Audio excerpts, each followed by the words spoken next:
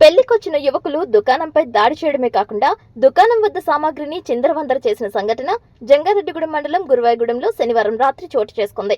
గ్రామంలో అయ్యప్ప స్వామి ఆలయం ఎదురుగా రోడ్డు ప్రమాదం జరిగింది.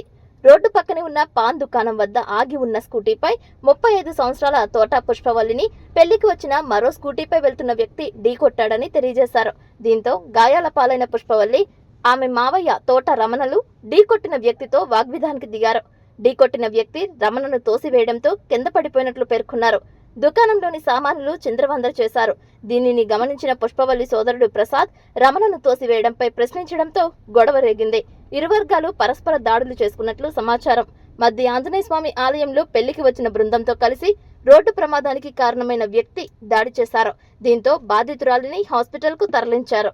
ఈ గుర్రాయిగూడెంలో అయ్యప్ప స్వామి గుడి ముందు గల సాయిరాం కూల్ డ్రింక్స్ అనే పాన్ షాప్ ఉందండి.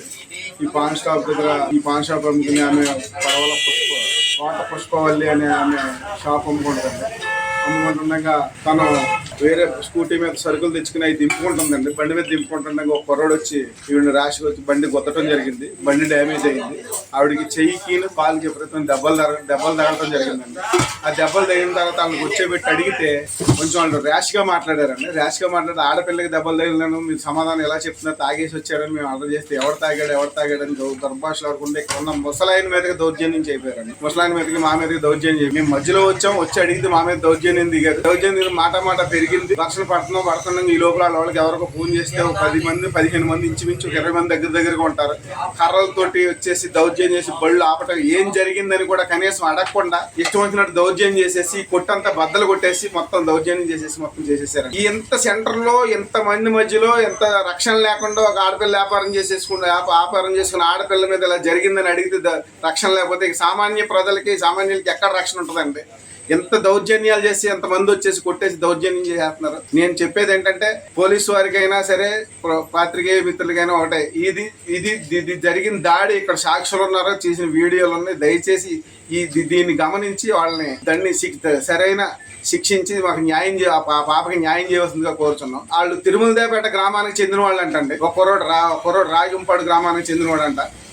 నాకు హార్ట్ ప్రాబ్లం ఉందయ్యా, మీరు నన్ను కొడతాకు వస్తుంటే మా ఊళ్ళో 10 మంది కూర్చుని ఆపేరండి. నేను ఇదంతా జరుగుతుంది నేను అడ్డుకున్నానని. నేను నా కుర్రోళ్ళు ఇక్కడ మా సంబంధించిన కుర్రోళ్ళు 10 మంది లేకపోతే గ్యారంటీకి నన్ను చంపేద్దరు. నేను ఒకటే చెప్పాను, నాకు హార్ట్ స్ట్రోక్ ఉంది, నాకు 3 స్టంట్లు పట్టినాయి, దయచేసి వదిలేయండి అని అడిగితే నువ్వు చచ్చిపోతే చంపేస్తావు, ఇక్కడ నుంచి చంపేసైనా వెళ్తాం కానీ నేను వదిలే ప్రసక్తి లేదు, ఇంకో 10 మందిని దింపుతామని చాలా దౌర్జన్యంగా మాట్లాడారు. దయచేసి రక్షణ కల్పించమని అడుగుతున్నామండి, అర్థం చేసుకోండి. బైక్ మీద నేను బండి బాబుకి సరుకు దింపుకుంటున్నాను షాప్ దగ్గర. దింపుతుంటే అతను స్పీడ్ గా వచ్చి నన్ను బండి మీద ఉన్నదాన్ని గుద్దేసాడు. గుద్దితే నేను వెళ్ళి అవతల పడిపోయానండి. పడిపోయాక మా మామయ్య గారు కేకలేసారు, నువ్వు ఎందుకు అలా చేసావు, నీదే గుద్దేవా ఎందుకని అంటుంటే ఈయన మీద ర్యాష్ గా వచ్చి ఈయన తోసేసాడండి. తోసాక మా అన్నయ్య వచ్చి అదేంటి పెద్ద ఆయన అడుగుతున్నారు, మీరు అలా సమాధానం చెప్తారేంటి, అదేంటి ఆయన తోసేసామని అలా గొడవ పెరిగిందండి. మేము పక్కన పడిపోయినా ఎవరు చూడుకోకుండా ముందు గొడవ చేస్తున్నారండి వాళ్ళు. దాన్ని కొట్టి వచ్చి ఇటు నాకు బలం ఉందండి, దాని మీద బొండాలు అయి పెట్టి దాన్ని గుద్దేసి ఇటు పడిపోయాడు.